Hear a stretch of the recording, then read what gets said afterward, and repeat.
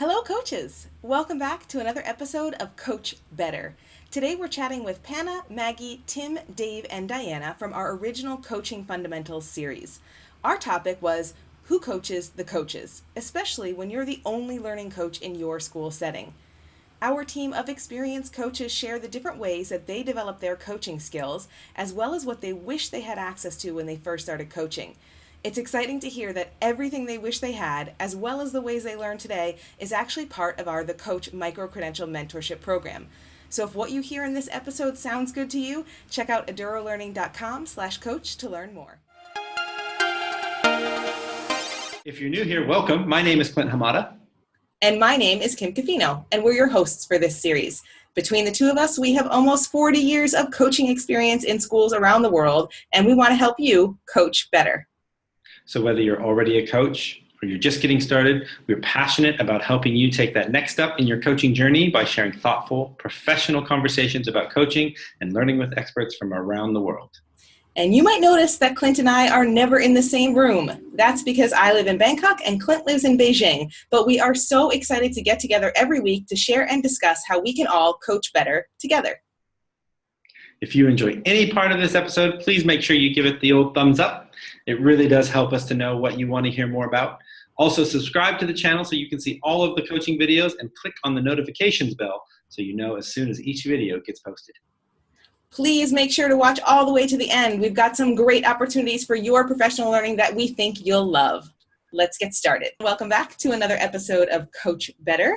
Today I am joined by so many of the awesome panelists from our original YouTube series, Coaching Fundamentals, and I'm going to ask each of them to introduce themselves. I will start with Diana. Hello, I'm Diana Biabout. I am the innovation coach at American International School, Guangzhou in China. And Dave. Hi, I'm Dave Caleb. I'm a digital literacy coach in Singapore at United World College. Awesome. And Maggie? Oh, okay. Hi, I'm Maggie Huss-McGrain, and I'm currently not working in a school. I'm working independently. I'm doing workshops for the IB, and I'm also doing some workshops for Consilience. Awesome. And Tim? Hi, I'm Tim Bray. I'm the Director of Educational Technology at Chungnam Dalton School in Korea. And last but not least, Panna. Hi, I'm Panna, and I work as the pre-K to 1 technology and design coach at Taipei American School. Awesome. So we have this panel of amazing coaches who are experienced in so many different ways about coaching.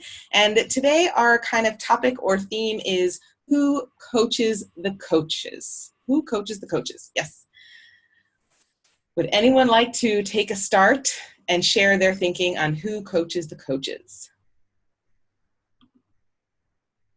I'm happy to start. Okay, sorry. We at our school we have a number of coaches, which makes it a lot easier. Some people work in a school where they may be the only coach, so we're really lucky in that respect. And so we oftentimes is the coaches who are coaching the coaches and the meta coach in a way. So sometimes that will look like we might practice in front of each other. So I might be coaching somebody and then somebody else is watching and then is looking for certain things and they're coaching me or looking for certain things that I've asked them to look for. So that's one part of our coaching culture at our school. So tell me more about that. When you do stuff like that, is it that you as a coach have a question about something that you want another coach to watch you do, basically? Sometimes, yeah. So sometimes I'm like, I'm really looking at mediative questions, or I'm really looking for this, and I'd love for you to do that. So sometimes it's like a little bit artificial, but other times it's just, listen, we'll have a coaching conversation with someone, and the third person will be there, and sometimes we'll even record it to be able to go and look back and see how that went. But yeah, so sometimes you're looking for something specific, and other times it's just looking at what you're doing as a coach. Cool. Anybody else? I can piggyback on that a little bit, but then unlike Dave, we have a lot of coaches. Actually, we have 3 tech and design coaches across the lower school alone. But for us, it's a lot less formal. Well, I mean, I guess Dave's is not very formal either, but still, like with Alfredo coming in, and his room is like literally next door to mine. We have a sliding door and we can hear each other teach. And so the very casual conversations in between our classes, or just kind of like being able to hear his process and him hearing mine, and then getting together after school and being like, can you tell me more about that? Or, I was wondering, he'll ask me a lot about his new teammates that he has to work with, because I worked with part of them, part of those groups, and then Leanne did as well. So just kind of those casual conversations that happen organically, something that we kind of eavesdrop and hear, kind of, we help each other that way a little. I guess it's more organic that way, but I like the idea of actually pinpointing something that you're targeting as well, the way Dave does it with his fellow coaches. Yeah, I want to talk more about that in a minute, but does anyone else have a way that they coach the coaches at their school? Yes, I can certainly add to what Dave said, because we had a pretty similar model at the American School of Bombay. So right from the very beginning, when we started with tech coaching, there were 10 tech coaches. So just like Dave said, we had a whole community of coaches that could coach each other. And as time went on, various other people also started to get on board with the coaching. So some of the team leaders also trained to be coaches. Now, what we used to do, myself and one of the other coaches used to have a drop-in session on Mondays after school. So anybody could come. It could be a coach who wanted to practice coaching, but it could also be just any teacher in the school, really, who just wanted to come and be coached. And so it was, we didn't know really from one week to the next who would come or how many people. We just decided on the day, seeing how many people turned up, how we would do it. So if nobody turned up, myself and the other coach, we would coach each other. Now, in a similar way, at the to what Dave said about how sometimes we would focus on specific skills. Myself and this other coach also used to meet with two people outside of the school on a Sunday morning. And in those meetings, we specifically focused on the skills. So just as Dave said, we would do meta coaching. So we would sit around, two people would be in a coaching conversation, and then one of the observers would meta coach the coach, and then the other observer would meta coach the meta coach. Do you see what I mean? So we kind of all had a turn at coaching, and we would decide ourselves which skill we wanted to work on. So one of the people might have said, well, I want to work on questioning. Someone else might have said, I want to work on paraphrasing, and so on. And those Sunday mornings really were just for us to hone our skills as coaches. But all the coaching conversations were genuine ones that we had. We didn't kind of artificially make up something. They were all either reflecting on something or planning for something or trying to deal with a kind of sticky problem that we had. Awesome. Yeah. Sorry, I'll piggyback off everybody else's stuff too. But in the past, of course, I was part of a team. And the team, we were doing a lot of those kind of things. Upskilling ourselves with things that we weren't good at. For example, I'm not a spreadsheet guy. So like I would have Ben actually give me the skills in that area. Like he'd teach me something and I'd learn it and apply it. But we also got to the point where we were doing that as well because we shared a space. And so when we would be coaching people that came into the office, a lot of times somebody else would be in the room. And so after we'd always have a debrief and talk about like, how did it go? And what did they notice that the techniques we used specifically that worked well, things that didn't seem to go so well, to kind of reflect on it. And now as a team of one, a department of one, and also really kind of being the only coach on campus that's technically had coaching experience.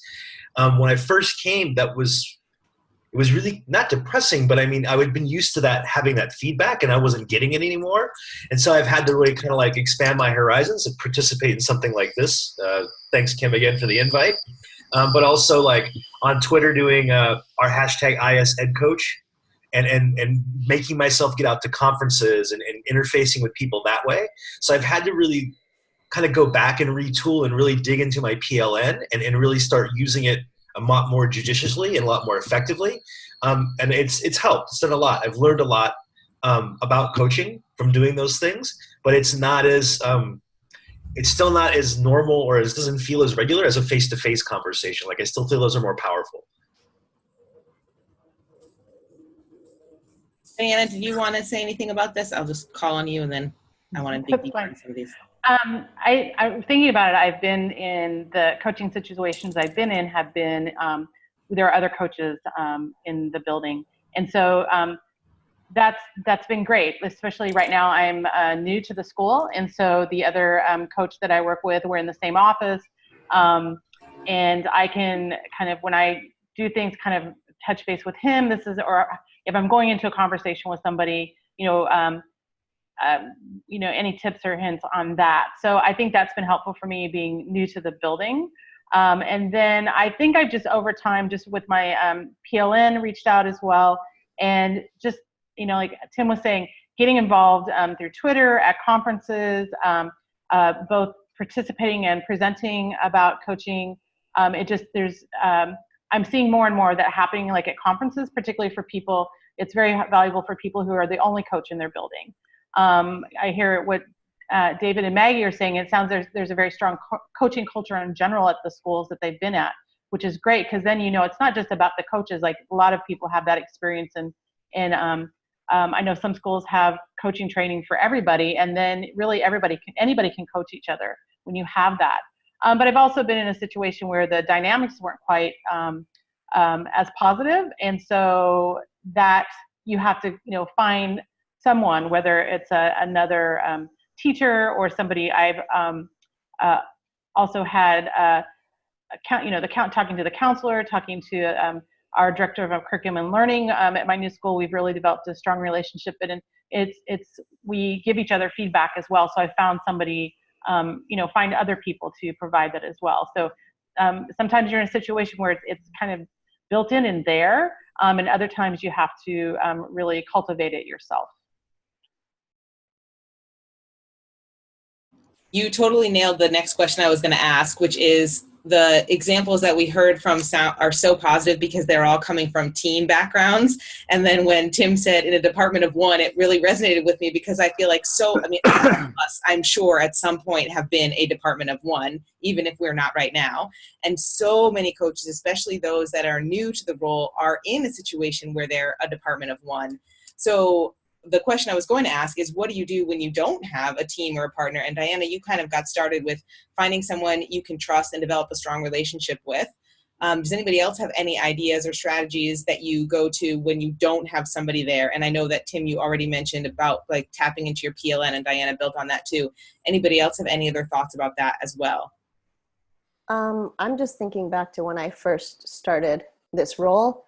And although I technically had somebody else who had been doing it for much longer, sharing the second half of the school, she was, on the fourth floor and I was on the first floor, and we had totally different schedules. I could never see her.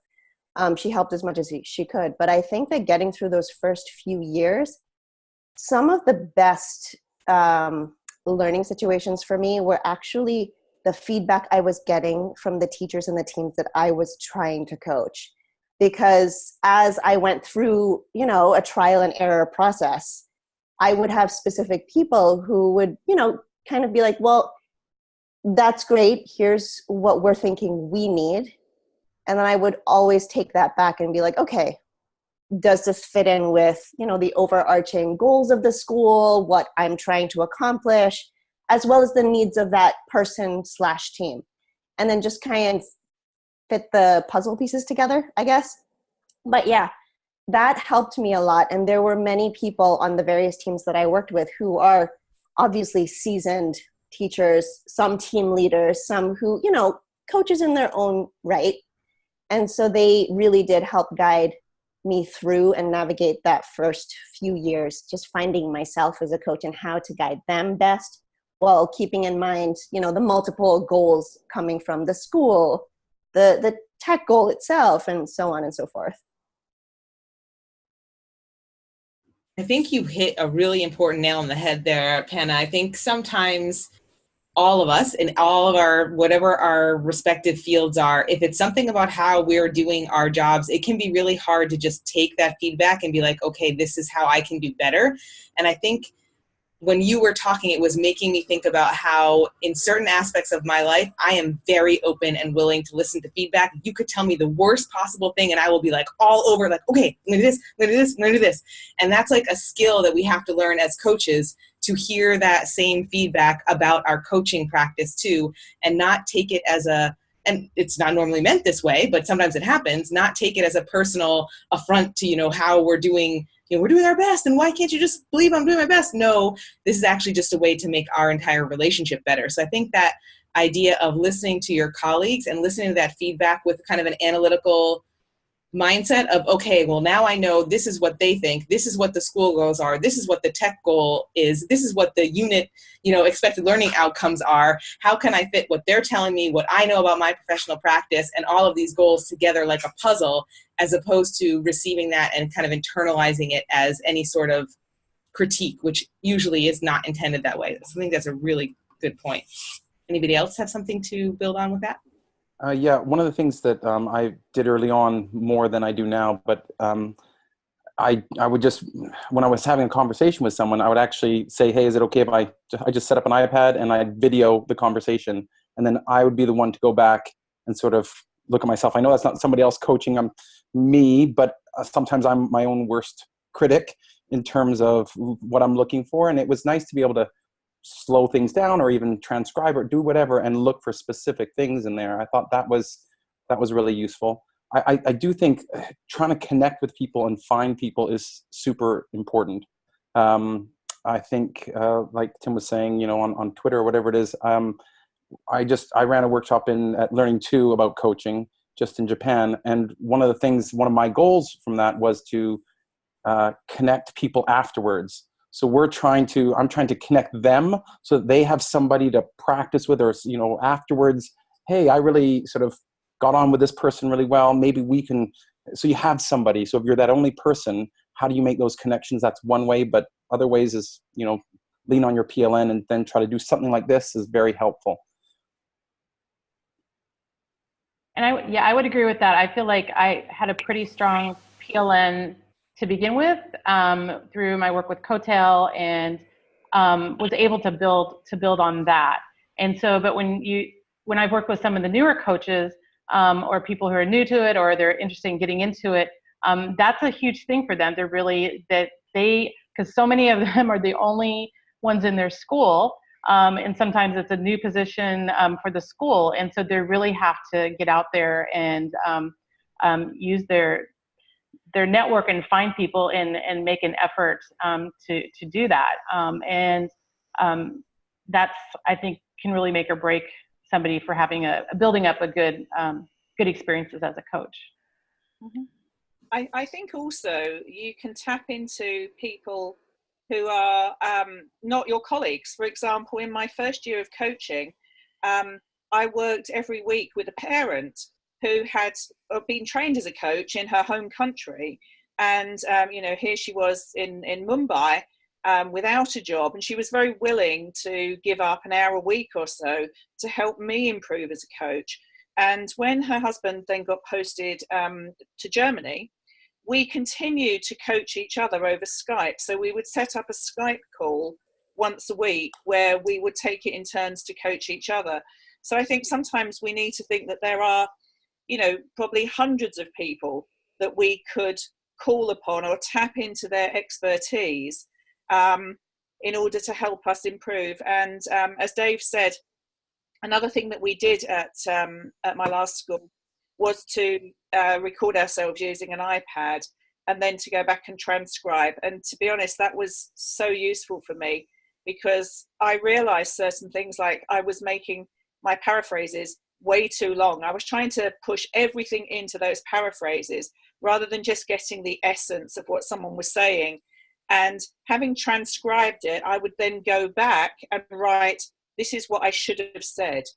And that practice made it, in the future, when I did paraphrase, it was almost like I could call on that experience of shortening what I was saying in order to make it really more pertinent and relevant.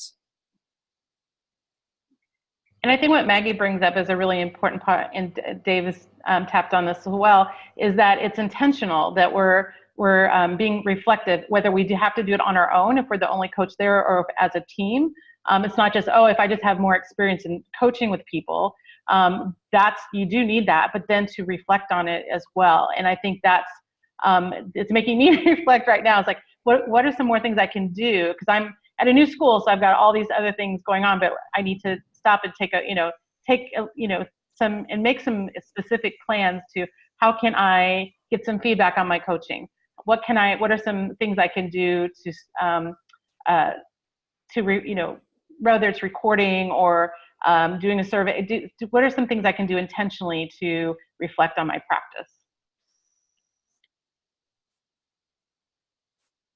And I just think part of it is that conversation part, but part of it is also that idea of, I need some ideas for how I can reach these people or what I can do. And that's, again, that doesn't have to necessarily be done where nobody's videoing me or meta coaching me. I'm just needing to lean on the group of people that are out there and be able to say, hey, I need some support. What is anybody doing in this situation? Or anybody have any ideas? And that's what, again, the people that in your PLN are just going to really support you there.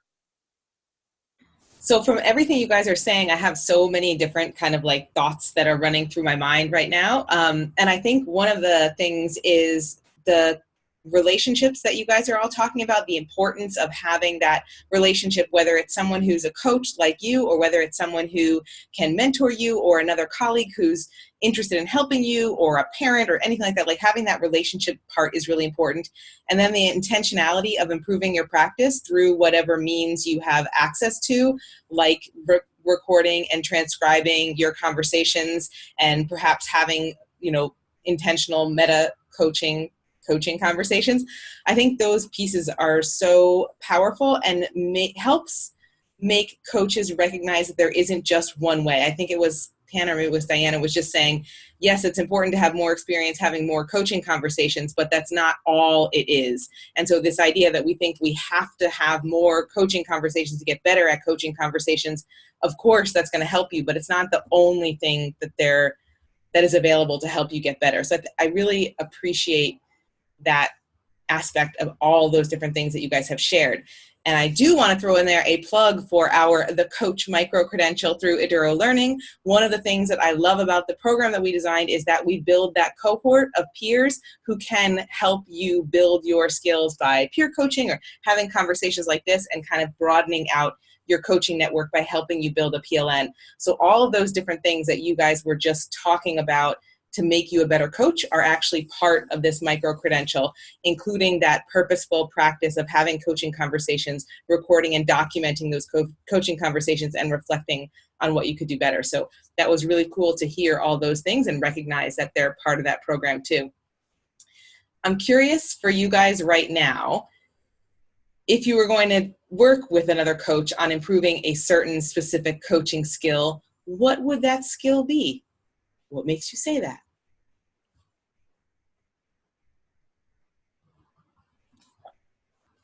I'll jump in. Sorry. Go. Yeah. I honestly, I think I would leave that up to them. I really want it to come from them. If they want to be able to say, I'd really like to work on this, as opposed to, I think you should work on this. If I'm telling them, then it's going to be, I don't know, it's coming from me. And ideally, what skill do you want to work on as a coach?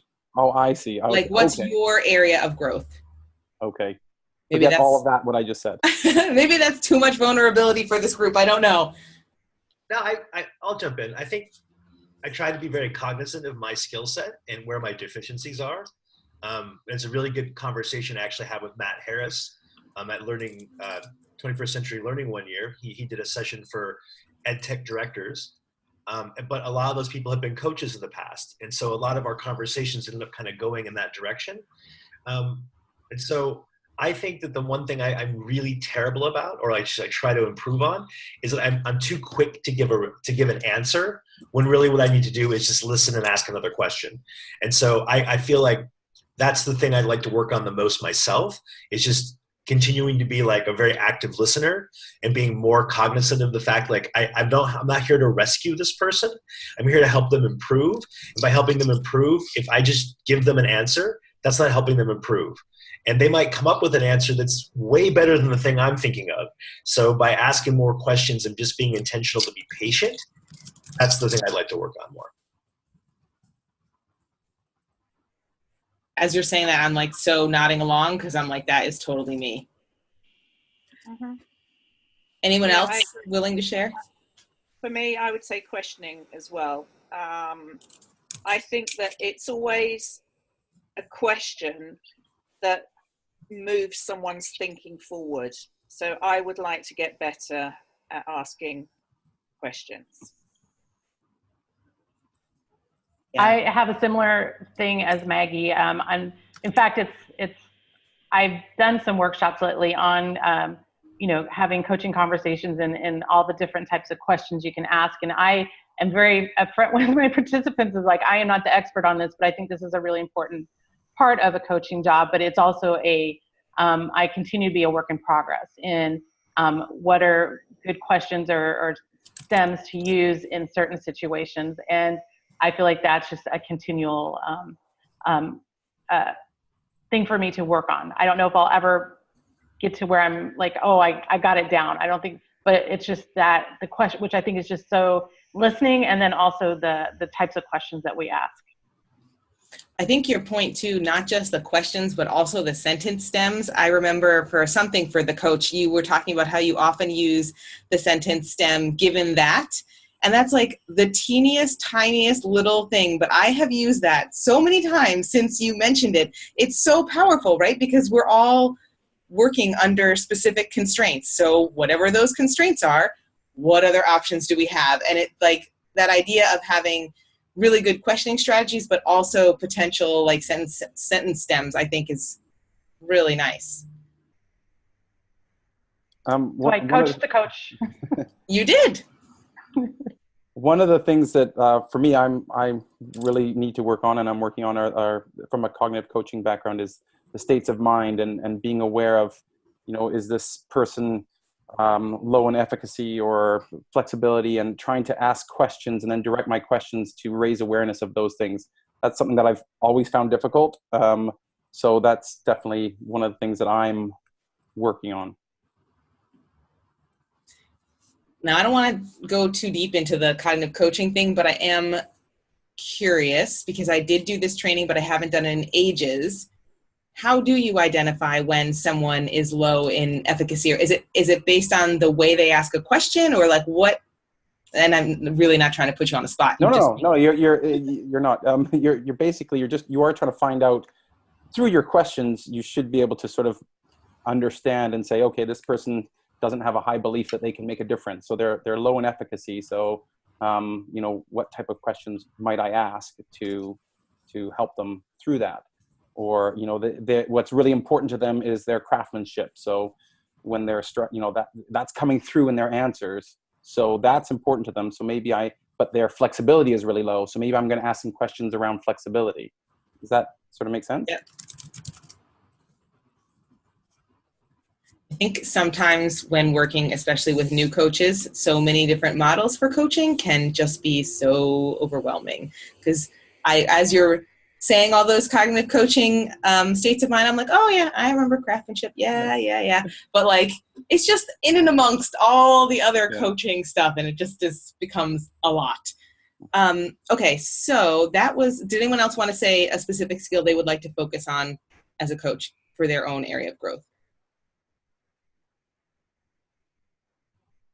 Cool. I know we've already said how we all develop our coaching skills now, working with a partner and all those different kinds of things. Thinking back to when you were first a coach, like how did you learn? Like what happened to you? Because you're all very successful in your coaching careers right now. That's why we're all talking together, right? So how did you get there? Like what did you do in the beginning that made you continue to get better as a coach? I'll jump in really quick on that one. I found that I was able to apply the same skill set that I was using as a teacher for literature to students, to adults. And it was, again, it was like asking questions, listening carefully, reaffirming what a person might have said or how they're feeling. Well, this paraphrasing, like you had said earlier. And so it's like, those same skills that I was using as a lit teacher were very, very, very transferable to coaching. And then on top of it, I had a couple of really good mentors that I looked up to, that people that had kind of been like, kind of sort of pushing me towards administration, like you should do this. And instead I ended up kind of going towards coaching. But again, like skills, they were transferable. And so that really helped. And then I got lucky and was in a team of other people and had the chance to like learn a lot more from them. You raise and I want to let everyone else have a chance too, but you raise a really good point. I had a conversation with the people in the coach mentor group last night. And one of the questions one of my mentees asked was, what's the difference between a coach and a teacher? Every time I learn more about coaching, it brings me right back to my philosophy of teaching, and it's all just coaching. And I thought that was such a good question, and you are bringing it right up again, is that the skills that you have as a teacher can be directly then transferable to being a good coach. Anyone else want to share how you learned to become a coach, what it was like? I know, Panna, you already shared a little bit on that. Sorry. I think for me in the beginning, I started off and I was very much kind of an instructional coach, in the sense that at a previous school, I went in with the idea that I was the tech expert and I could share some of this expertise and some of the tools and so on. And it took me probably 2 to 3 years to realize that that wasn't the most effective way of coaching. So having stepped back from that, the reason it wasn't effective was because it wasn't really sustainable. So I got to the stage in my last year at the school where I was going to leave, and I thought, oh, okay, so what's going to happen now? Because they want, they're always asking me, and I'm the one giving them the answer. And yet when I leave, who are they going to go to for these answers? So moving on to the following school, I then decided I wanted to do things in a different way. And that was really what led me through the cognitive coaching training. And I think for me, having that training was really useful because it gave me the skills I needed to step out of the coaching role that I had been in, and to feel confident to try something else. Yeah, you know what, to build off that, Maggie, something that's happened here, same kind of thing. Like, they hired me to be the tech director / coach. But what's kind of developed out of that is I've actually become sort of like a leadership coach, because some of the administrators this is the only experience they've ever had as an administrator. And so they're looking at me as like, well, Tim's had a much longer career and he's been at lots of different schools. So it's like suddenly now I'm doing not stuff about tech and not stuff about instruction, but stuff about actual leadership. And it's kind of funny because as I've done a lot of leadership positions, but I've only, really ever been a principal for like 2 years. And yet I'm having people who've been principals for 4 or 5 years, but they've only done it here, come and ask me some questions about like, am I handling this correctly? Or what do you think about this way? Or I'm having this conflict with this teacher, and what do you think we can do to solve that problem?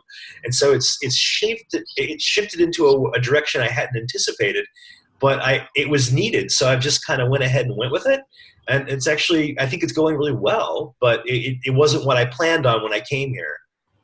That is not the first time I've heard people talk about coaching leaders, and that people who are in coaching roles that are often instructional style coaching roles, like Maggie's talking about tech coach, that you use your previous experience getting into coaching leaders just because you know how to ask the right questions, and you know how to listen, and you know how to be non-judgmental, and all those pieces that make a good coach. Sometimes it doesn't really even matter if you know the content that they're talking about, because you can just help them process their own thinking in a way that is safe and respectful, and all those pieces that allow people to grow. That's a really cool point. I'll jump in. One of the absolutely key things for me for my success was the training. I mean, I did have to have something. That's where like the Eduro course or something is really important, or something, because sort of knowing a little bit about it and hearing things there and there, I wouldn't be able to do this sort of thing or be as successful, not as successful, but know what I know without some sort of training. And I think that absolutely was really, really, really important. And also seeing that it worked, the things that I was doing, then I could actually, I'll never forget the day I came home after learning about paraphrasing, and my wife's like, you really understand me. Wow. Like, you're such a good listener. I was like, I don't know if I was a really bad listener before, or if I just that paraphrasing. She was like, you really get it. You really understand what we're talking. Wow, this is amazing. So yeah, those two things, definitely having some training and seeing that the things that I was learning actually work. I would go ahead and with what Dave was saying is that I came into it kind of not intentionally. I wasn't intending to get into coaching. It was more like in my probably my 5th or 6th year of teaching, and we need somebody to mentor this student teacher or this new teacher, and Diana will do it. And so just kind of through those experiences, but also just sharing things. People coming to me, I talk about coaching informally.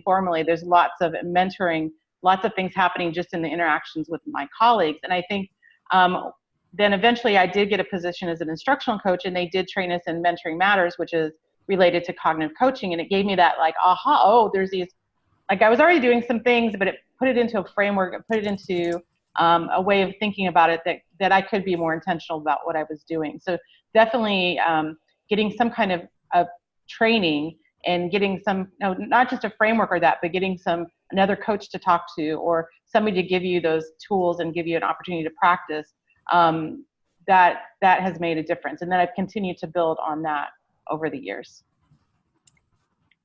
I think that for me, because I'll be honest, I still have not received any formal coaching training at all.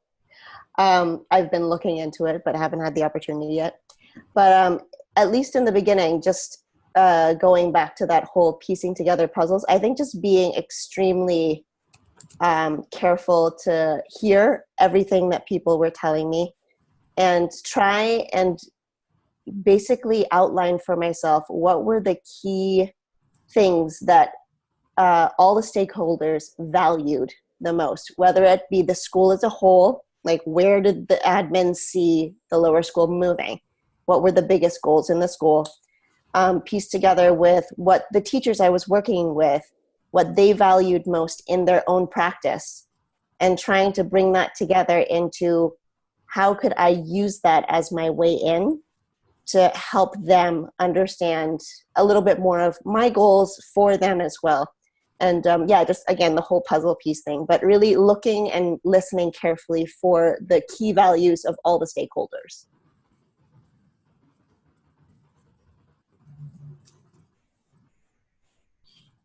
You guys have described a ton of really important elements, and I'm going to be obnoxious a second time and highlight some of the great things that we have going in the Coach Microcredential here, just because it's making me feel really good. I think this idea of thinking about coaching as a sustainable practice and not about being the expert is like the whole model of the program that we're running. Is we want to help you coach better, and we want you to be able to kind of grow and continue doing that without the support of a mentor over time. So that idea of being sustainable. And I also really appreciate the importance of training that Dave mentioned and that Diana both mentioned, because I know for me as a coach, like we've all been coaches for over 10 years, I think most of us at least. And so many things I was doing, even when I was first starting out, was just because it seemed like common sense to me. And then I started getting training and reading books and realizing, this is common sense because this is the way adult learning works, or, whatever the case may be.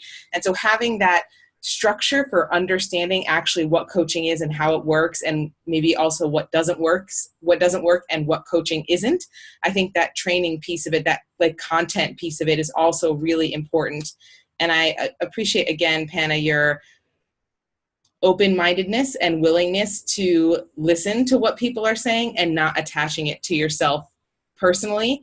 And one of my coaching mentees, she's also been really good about being in a position that is challenging for her, hearing some of those things, and then thinking aspirationally that when I'm in my next position, perhaps these things didn't go the way I wanted them to, but next time I'm going to know how to adjust that properly. And I think that kind of analytical approach, all of those pieces are really critical elements to becoming a successful coach. And I'm like happy that they're all part of the Coach Microcredential. So I think that's really exciting. I really appreciate that everybody's path to coaching was a little bit different, but we've all kind of arrived at a very similar spot. Is there anything you guys feel like you wish you had at the beginning that we haven't already talked about that you're like, man, I wish I had X. I don't know what that could be right now. Yeah, I feel like Panna, like I've actually never officially had some kind of a formal training. I've read a lot of books, I've read a lot of articles, I've learned from a lot of people, but I always kind of feel that there's that missing component. And so that's the thing I wish I would have had at the very beginning.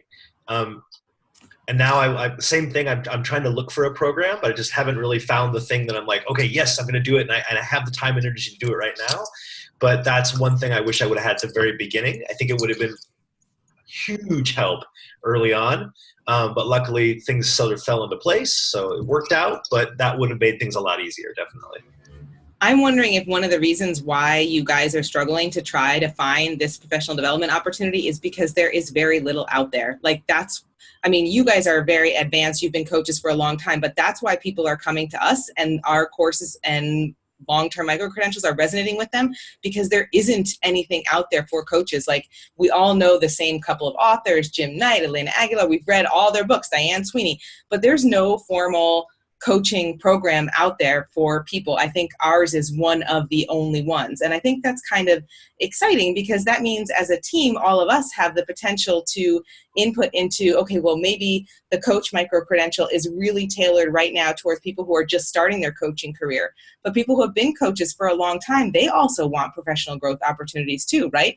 They want the deeper dive. I've got the cognitive coaching basics. I've got the instructional coaching basics. I understand the difference between being a consultant or a collaborator or a coach. What's the next step? And I don't think that exists. And I think maybe this is the team to build something like that, because why not?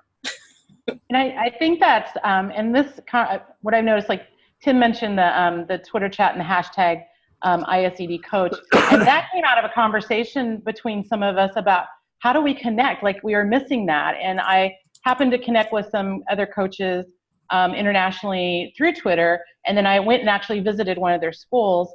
And we had this conversation, like, how can we keep these conversations going? And that's how we started to use that hashtag. And now it's really, I'm really so happy that it's been resonated with other coaches to, okay, here's a format we can use to reach out to other coaches. We can do a monthly chat, but also that hashtag it's busy constantly because people are sharing to it. Using it as a place to connect. So I would go to conferences. So I've been in Asia about 8 years now. And those pieces were missing. But then now, like at Learning 2, Dave had a session on coaching. I've done workshops, other people. We're starting to see more of that at the general conferences, because I do think that that's missing. But then again, I have a mentee as well through the Eduro Learning, and she attended Dave's workshop at Learning 2, and she's like, oh, I got these things and that thing. But fortunately, she can build on that. I'm working with her, and so we're making plans. She's like, oh, this upcoming thing, I want to use something I learned from his workshop. So the workshops are great, and I found them beneficial to attend as well. But how to build some plans and something to continue it and sustain what you learn in these other areas, whether it's through a Twitter chat or a workshop at a conference. And I'm one of the mentors for the Eduro Learning the Coach, and the people that I've worked with, it's been very beneficial for them. And for me as well, as when you're coaching other coaches, you benefit from that as well. But just the way that they can have some sustainable professional development with some actual results and applying what they're learning.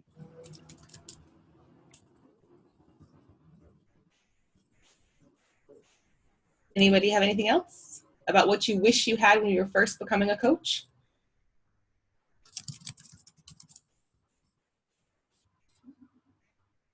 All right, then I am going to wrap up our conversation here. I think it's been really interesting to go through all the different levels of who coaches the coaches, and as a coach, how do you learn? I think it's cool that so many of us have learned in so many similar ways, but at different times in our coaching careers. And I know that I didn't really answer any of these questions because I was taking my own notes, and I have some good show notes here to share with the listeners as soon as this episode is released. And I think it's really I see so many similarities to what you guys have shared in my own personal professional learning as a coach. So I think that many of us have kind of stumbled through, like just the way things worked out, all of these great elements of what makes effective professional learning for coaches. And we can identify what those pieces are in this conversation.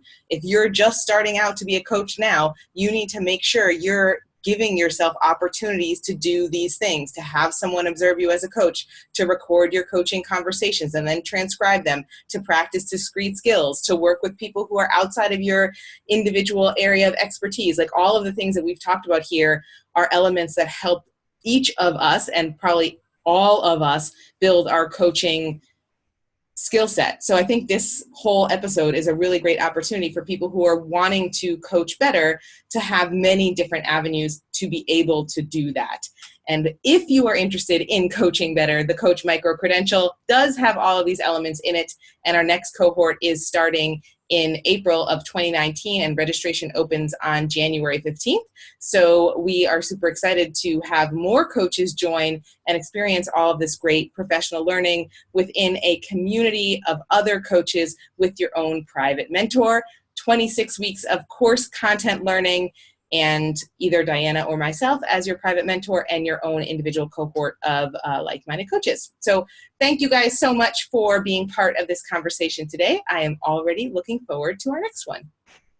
Thank you so much for joining us today. If you enjoyed this video, please give it a thumbs up, subscribe, and click the notification bell so you'll know when we release a new video each week.